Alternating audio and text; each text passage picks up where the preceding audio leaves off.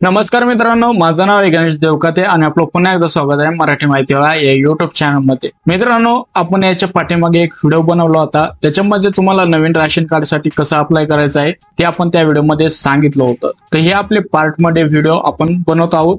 तर मित्रांनो, हा जो दुसरा पार्ट आहे व्हिडिओचा, त्यामध्ये आपण बघणार आहोत तुम्हाला जर नवीन नाव तुमच्या कुटुंबामध्ये किंवा राशन कार्ड मध्ये ऍड करायचं असेल व नोंदवायचं असेल तर ते कसं नोंदवायचं व त्याच्यासाठी ऑनलाईन किंवा ऑफलाईन अर्ज कसा करायचा आहे ही माहिती आपण पुढे बघणार आहोत। तर व्हिडिओ शेवटपर्यंत बघा आणि अशाच लेटेस्ट अपडेट मी तुमच्यासाठी घेऊन येत असतो, त्याच्यासाठी आपल्या युट्यूब चॅनलला लगेच सबस्क्राईब करून ठेवा। तर मित्रांनो, चला व्हिडिओला सुरुवात करूया। येथे बघू शकतात कौटुंबिक शिधापत्रिकेमध्ये नाव वाढवण्याबाबतचा जो अर्ज आहे मित्रांनो, हा अर्ज आहे तुम्हाला ऑफलाईन प्रोसेस करायची आहे, कारण की ऑफलाईन प्रोसेस ही लवकरात लवकर होते।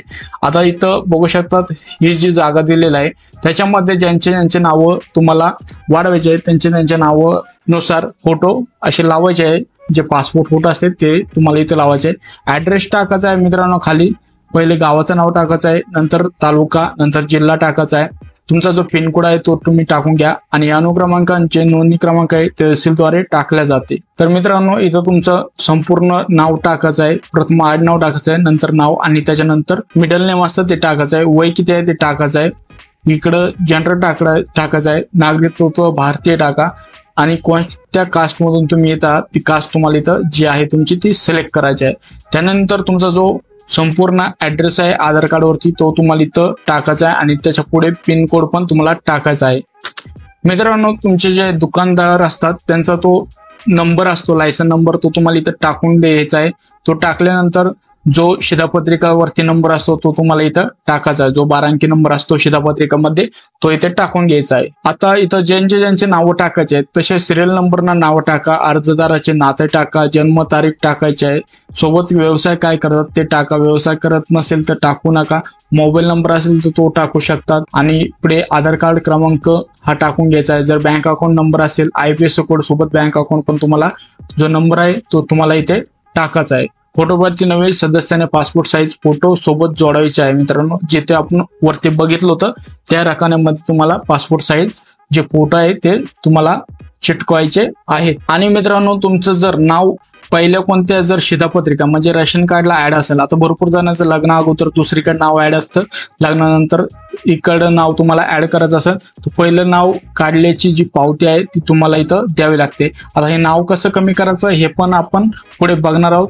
याच्यानंतर एक व्हिडिओ येणार आहे आपला, त्याच्यामध्ये तुम्हाला नाव कसं कमी करायचं ते पण आपण त्या व्हिडिओद्वारे सांगणार आहोत। तुम्हाला इथे नाव कमी केल्याची जी पावती असते ते तुम्हाला इथं जोडावं लागते, त्यानंतरच तुमचं हे जे नाव असतं नवीन ते तुम्हाला इथं ऍड झालेलं दिसत असतं मित्रांनो। आता इथं बाकीची माहिती तुम्ही होय किंवा नाही मध्ये देऊ शकतात, हे वाचायचे।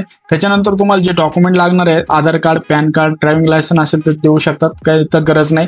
आधार कार्ड किंवा पॅन कार्ड या दोन्हीमधून कोणतं पण एक लागल आणि इथं शासकीय ओळखपत्र मधून तुम्ही आधार कार्ड किंवा पॅन कार्ड पण देऊ शकतात। जर इतर काही डॉक्युमेंट असेल तुमच्याकडे जसं की वोटर ID नाहीतर तुमच्याकडे लाईट बिल असेल तर ते पण तुम्ही जोडवू शकता इथं।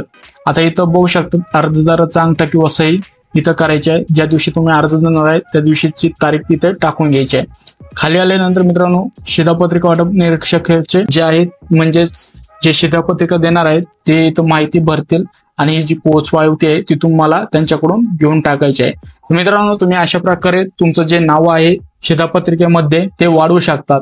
तर मित्रांनो, याच्या पुढे आपला जो व्हिडिओ येणार आहे तो नाव कमी करण्याबाबत आणि जी सिक्वेन्स आहे, जी सिरियल आहे आपल्या व्हिडिओची ती आपल्याला बघायला भेटणार आहे। कोणताच व्हिडिओ तुम्ही मिस करू नका। जर ही अपडेट तुम्हाला आवडली असेल तर नक्कीच ह्या व्हिडिओला लाईक करा।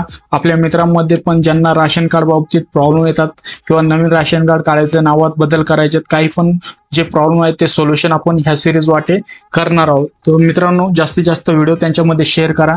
अशाच लेटेस्ट अपडेट मी तुमच्यासाठी घेऊन येत असतो, त्याच्यासाठी आपल्या युट्यूब चॅनलला सबस्क्राईब करा व इंस्टाग्राम पेजला पण तुम्ही फॉलो करू शकता। जर तुम्हाला अपडेट पाहिजे असेल तर आपल्या टेलिग्राम चॅनलला पण तुम्ही जॉईन होऊ शकता, त्याची लिंक आपल्या व्हिडिओच्या डिस्क्रिप्शन मध्ये तुम्हाला बघायला भेटेल। व्हिडिओ बघितल्याबद्दल आपल्या सर्वांचे मनपूर्वक धन्यवाद।